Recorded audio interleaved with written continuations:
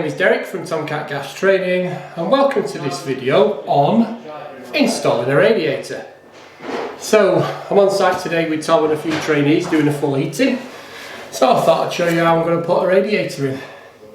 So this radiator has been sized for this house. I might do a video on that, how we actually size radiators, but not for today because it's just showing you how to install it. So the first thing we need to do is decide where we're going to put it. Now it's already been decided by the builder, because this is an empty house, where he wants this radiator. So the radiator's been sized for the position where it's going. And it's going in this corner of the room, near the window. It's too small under the windows to put the radiator.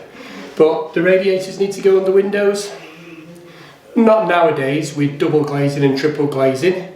We don't need those cold convection currents coming through the window to help convection around the room. We can just basically use convection and radiation anywhere in the room now, especially if the walls have been insulated. This is a plasterboard wall, so we're going to have to use plasterboard fixings to hang this on the wall. But obviously if we were on a brick wall, then we'd be using screws and plugs. So first thing I need to do is get on with it, because I'm waffling and I need to dress this radiator. So let's get on with installing this radiator.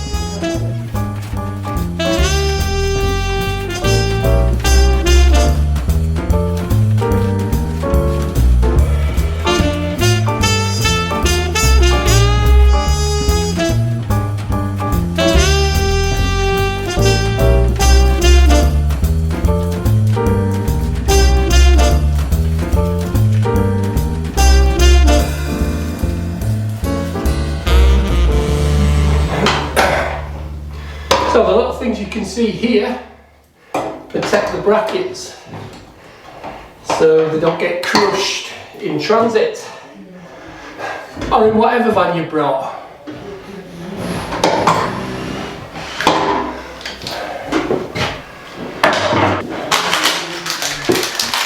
So along with the radiator you get brackets and you get this little bag here, which basically has got the bleed nipples in. It's got some bolts in and some raw plugs for holding it on the wall. It's even got a little plastic bleed kit, which is useless, and then it's got these little tabs on it for going onto the brackets to stop the radiator rattling when you install it. So the next thing we're going to do is what's called dressing the radiator, because we're going to put the bleed and the plug in the ends, and we're going to put the tails in for the radiator valves. Now the first thing we're going to do is we're going to take these end caps out, because we're going to put the bleed and the plug in. Now because this is going in the corner of the room here, we're going to put the bleed at this end so it's easy to get at, and we're going to put the plug in this end. So that's the first thing. Let's get the bag open. So that's the radiator bleed, and that's the plug. And that's one of those little anti-rattle things, so we better not lose them.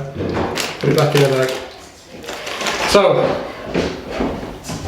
hopefully you can see on there, there is a big rubber O-ring on there, so there's no need to put any PTFE or liquid PTFE or anything like that Loctite on them, because they'll just screw in. So first of all we need to get rid of the plug. Now sometimes these can be an absolute pain to get off, but that was dead easy. Now you can put PTFE on and some kind of paste on there if you wanted to, but they are designed that they don't need them. Simple as that.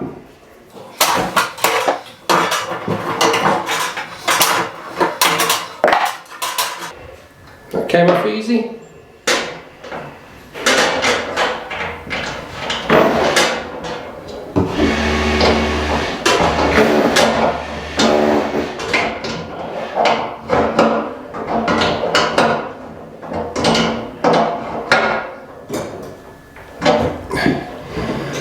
So that's the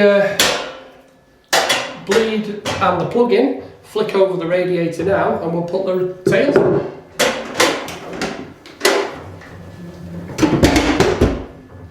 So this is the box with the radiator valves in. So both are in here. So that's the lock shield, the tail for the lock shield, the thermostatic rad valve with a cover on it, and this is a lock to lock them off. So if you're installing these, always keep these somewhere safe, because when you take the thermostatic radiator head off, you can actually close the valve that way. So if you're decorating and you're removing the radiator, then you just don't leave the thermostatic radiator valve head on, because they could open up in the middle of the night. But if you use this lock, it pushes the pin down and it actually closes off the valve for us. So never throw them away, and they're not something fancy, they're just solely there to, he says, when you get them on right, close off the valve. That's that. And then the last bit we've got is the tail for the thermostatic rad valve, and both tails are exactly the same. So 15 milli compression and 1/2 inch VSP male thread for going in the radiator. So again, we've got to remove these little things. These have come off very easy. Don't know. You don't have to fight with them. So they're off. So because both valves have got exactly the same tails on, we can put them back in the box safely out of the way. Also in the pack you can see is the other nut and olive for the other side of the valve. So we just need to take them off. So you can see this is just 15 millimeters, same size as the copper, and your 15 millimeter brass olive. So that slides on, and then that goes on there like that. And then the valve goes all the way. Now, when you're putting the valve on, you've got to make sure when it's tightened on that it goes all the way on. If you've got some bits sticking out like that, it means you've not put it on properly. So make sure they go full socket, as we say. Okay, so again, I don't need that, I just need that for now. Now, Tom uses this stuff for putting the radiator tails in. It's basically liquid PTFE rather than PTFE tape. He says he's never had a leak from it, but that don't mean I won't, does it?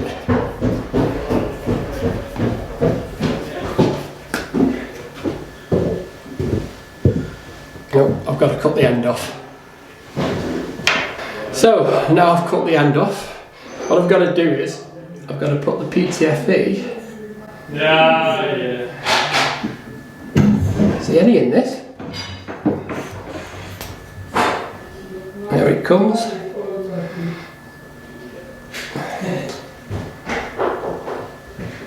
I didn't expect it to be blue.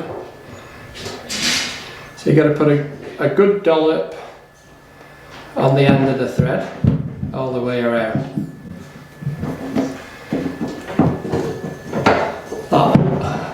And then it's a matter of screwing it in.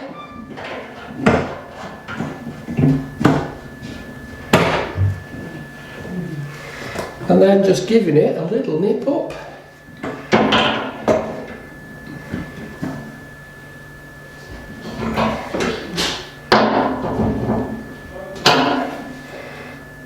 And then wipe off the excess with a nice piece of rag.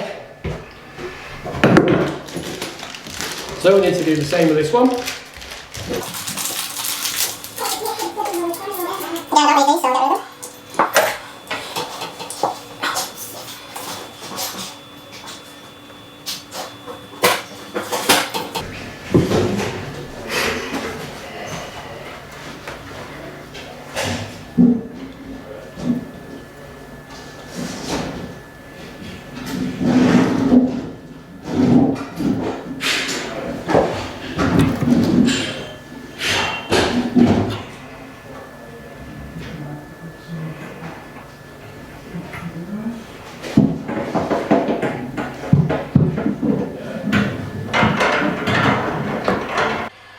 Now there are other products we can use for putting around the tail for the radiator valve. We could use standard PTFE instead of the liquid, so which is just a white tape, or we could use this Loctite 55, which is like a string. But there are loads of other different products you can use for putting radiator tails in, and I've done a full video on all the different products you can use. So what I'm going to do is I'll leave a link in the description below, and you can just click on that after this video and find out what else you can use. Also, do the radiator valves need to go at the bottom of the radiator? Well, the lock shield one does need to go down at the bottom, especially if you've got a drain on it for downstairs. But the actual flow one, where the thermostat rad valve normally goes, no you don't. Now in the old systems when we had gravity central heating or single pipe systems, we always put the flow on the top of the radiator to aid it to flow around the system by convection. But on new radiators we can put them at the bottom. But they do say if you put them at the top of the rad, then it makes it a tiny little bit more efficient and you get a little bit more heat out of that radiator. And it's also good for elderly people or people like me with a glass back, where you can put this to the top of the radiator and you don't have to bend down to do it. Now, does the heat from the radiator affect the thermostat? It does a tiny little bit. But because there's only about 10% of the radiator comes off radiation, the rest is all convection, so it's only a tiny little bit and nothing to really worry about. So that's the position of the radiators. They don't have to go at the bottom. That one does, but that one doesn't have to go at the bottom. It could go at the top as well. People say it looks a little bit unsightly when it's on the top, but it's up to the customer at the end of the day. So that's the radiator dressed. What we're going to do now is work out exactly where we're going to put it. Now, this is the radiator brackets. Let me take it out. So this is the radiator brackets, and you get two sizes on the radiator bracket, depending on how far you want them sticking off the wall. So if you want them sticking off the wall so you can put towels over the top and close, then you can use that end, and if you don't, then you can use that end. We're going to be using the narrow end to be able to do it. Now, remember this is the bottom of the radiator, not the top of the radiator.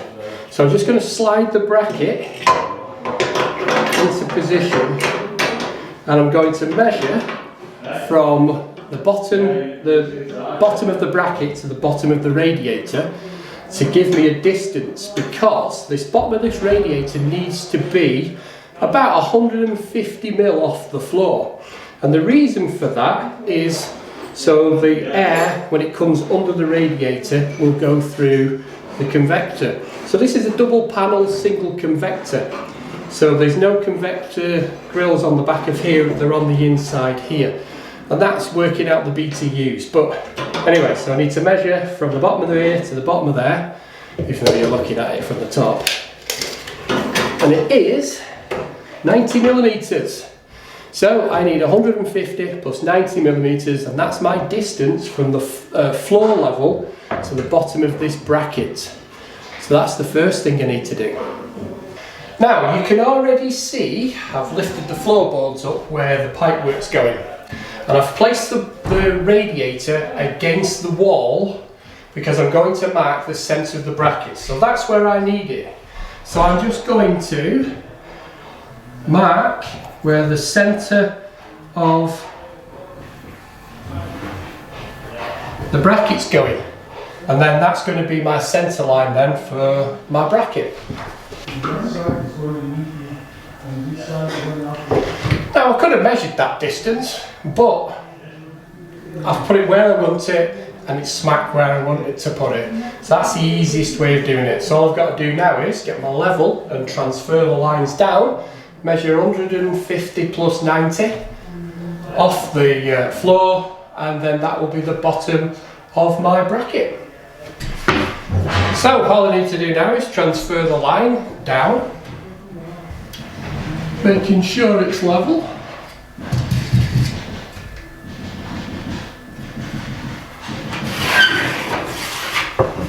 And the same on the other side.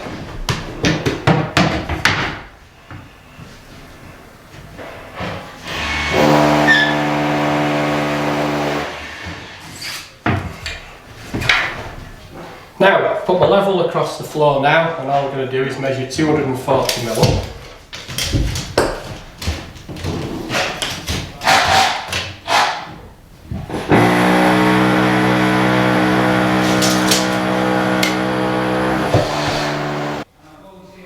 Now, what I've got to do now is just get my level across, and then transfer my measurements across there, and that is where the bottom of the radiator bracket's going to be. So the next thing we just need to do is mark, put that up against the wall onto my lines, and then mark the holes for the brackets for the screws. Now, because this is a plasterboard wall, I'm going to be putting 4 plasterboard screws in. And what I always do with these plasterboard screws is put a bit of foam into the wall. It would have been ideal if we had a bit of wood behind there, but we haven't. So it's literally squirt a bit of foam in, and then when it goes off, it makes the plasterboard screw hold a little bit better. So next thing is, you need to put some holes in for the plasterboard screws. So what I do is just literally use a screwdriver, put it into the hole,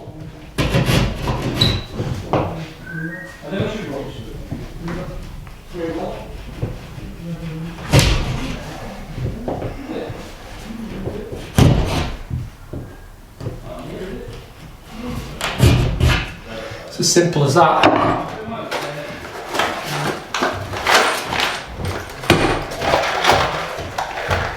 I'm just using these pigtail plasterboard screws. So the first thing is, you need to put some foam in. You're not filming, are you? Yeah. Sorry, man. Have you got a spirit level? No. Sorry. So I'm just going to get the foam gun I think you can cut it out. and squirt it into the holes and fill the void behind.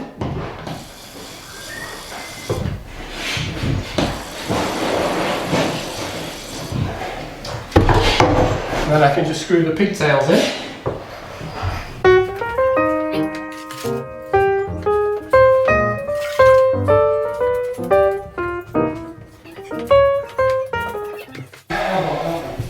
Now I can just get the bracket.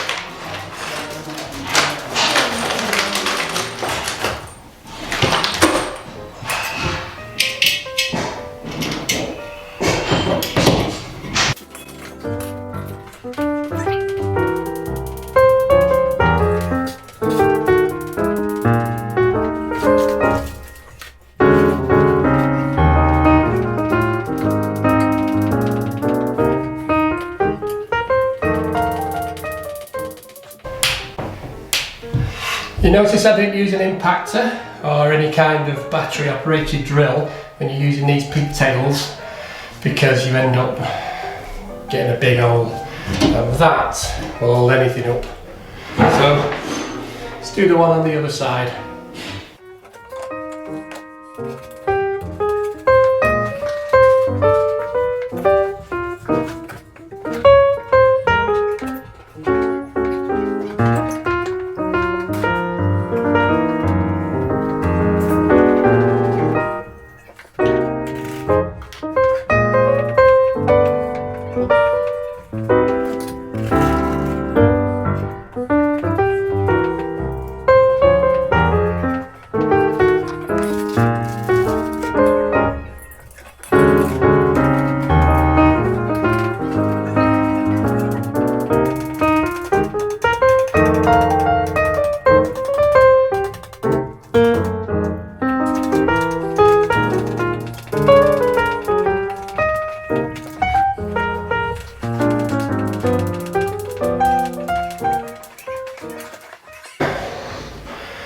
Now, like I said, in the back there is these little things here that just slot over there,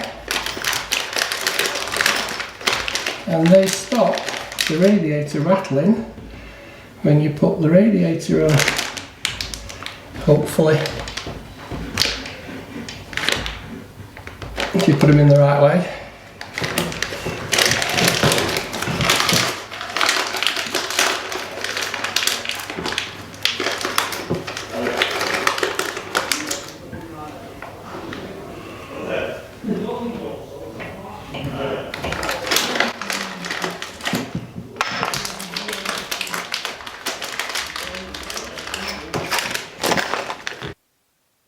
Now, that's the radiator on the wall. All we've got to do now is pipe it up. And that's the end of this video on how to dress and hang the radiator. In part 2, we're going to look at all the different ways of piping up the radiator or getting the flow and return to it. So, if you've liked this video, why don't you give me that thumbs up or leave a constructive comment down below. If you're not subscribed to my channel, then please subscribe because it helps. And don't forget to hit that notification bell because you want YouTube to tell you when we're uploading videos. All I've got left to say is, thanks for listening, thanks for watching, and I'll catch you on part 2, guys. Cheers.